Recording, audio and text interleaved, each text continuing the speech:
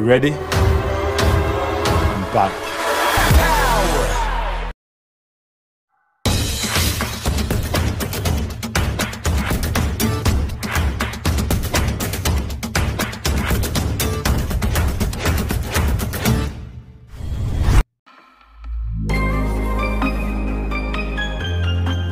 Andrea Agnelli mengundurkan diri sebagai presiden Juventus minggu ini. Dia akan turun sebagai salah satu pemimpin terbaik yang dimiliki klub, tetapi dia tidak pergi seperti yang dia inginkan.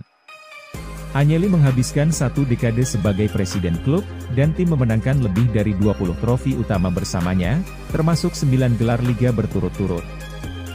Juve masih menjadi salah satu klub terbesar di dunia karena pengambilan keputusannya, dan dia pantas mendapat pujian, karena membangun klub sepak bola yang solid. Namun, dia pergi setelah dituduh memalsukan rekening klub, dan tidak melaporkan transaksi keuangannya, yang bisa dilihat sebagai hal yang buruk. Wartawan Sandro Sabatini mengatakan, dia melakukan ini karena dia merasa terlalu berkuasa. Dia berkata melalui Calcio Mercato. Di latar belakang tetap ada refleksi yang cukup melankolis, yang melibatkan seluruh dinasti Agnelli beberapa bulan, setelah ulang tahun ke-100 properti Juventus. Presiden Andrea merasa kuat, dan maha kuasa, berkat kemenangan, lalu dengan kekalahan dia malu untuk menceritakannya. Agnelli memiliki kepentingan terbaik Juventus, ketika dia membuat keputusan yang dia buat, dan Juve tidak dapat menghakiminya, terlepas dari hasil penyelidikannya. Juve tetap menjadi salah satu klub terbesar di Italia saat ini, karena dia memimpin dengan ketenangan dan karisma, dan selalu memilih apa yang akan membuat Juve tetap berharga. Namun, dia membuat beberapa kesalahan, tetapi itu tidak akan menentukan waktunya di pucuk pimpinan. Tidak peduli apa yang dikatakan para pakar, dan Juve akan melewati masa sulit ini tanpa cedera.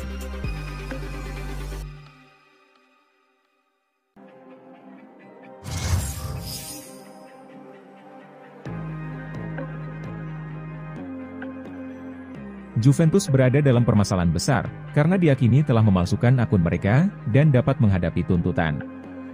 Mantan presiden mereka dan dewan direksi semuanya telah mengundurkan diri, dan sekarang, Bianconeri akan membangun dari awal. Ini bukan situasi yang ideal, dan mereka berada dalam posisi yang sangat sulit saat ini, ketika mereka mencoba untuk memastikan, mereka tetap dalam bisnis, dan mengalihkan fokus dari masalah mereka.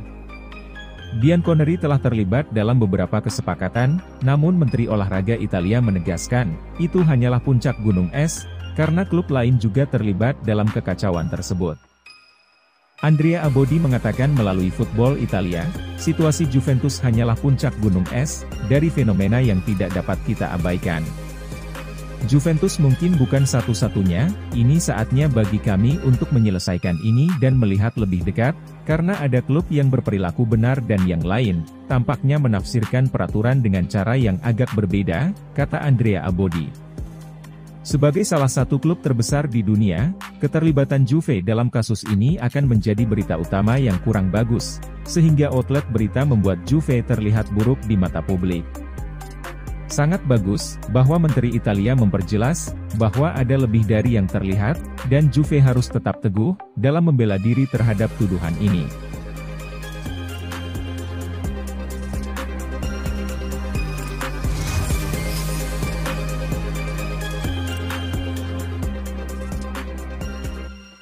Massimiliano Allegri, dan Direktur Federico Cherubini, menawarkan untuk mengundurkan diri, setelah Andrea Agnelli dan seluruh Dewan Juventus mengundurkan diri, tetapi mantan presiden menyatakan, bahwa itu tidak perlu.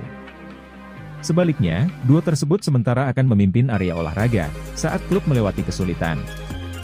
Menurut La Gazzetta dello Sport, peran Allegri akan diperluas. Kepala baru, Gianluca Ferrero dan Maurizio Scanavino, adalah eksekutif berpengalaman, tetapi tidak memiliki pengalaman sepak bola. Mereka terutama akan fokus pada memperbaiki keuangan tim, dan menangani pertarungan hukum yang akan datang. Oleh karena itu, akan tergantung pada Cherubini dan Allegri, untuk mengarahkan Juventus di lapangan dan pasar transfer. Keduanya menghabiskan beberapa hari terakhir di telepon, dengan para pemain yang bingung, dengan apa yang terjadi. Mereka meyakinkan para pemain, bahwa tidak ada yang akan berubah bagi mereka. Allegri sekarang akan mulai menangani hubungan dengan tim lain, berbagai badan, dan wasit. Itu adalah sesuatu yang belum pernah terjadi sebelumnya untuk Bianconeri, yang umumnya mengkotak-kotakan posisi yang berbeda. Pandangan kami tentang Juventus, Allegri, dan Cherubini. Ini adalah perubahan haluan dari ahli taktik, yang beralih dari kursi panas ke peran penting, dalam rentang waktu beberapa bulan. Tapi mereka sebagian sudah memilikinya, karena Juve tidak memiliki eksekutif tingkat atas, oleh karena itu, klub ragu-ragu untuk memecatnya saat tergelincir. Sinyonya tua beruntung, hal-hal membaik di lapangan.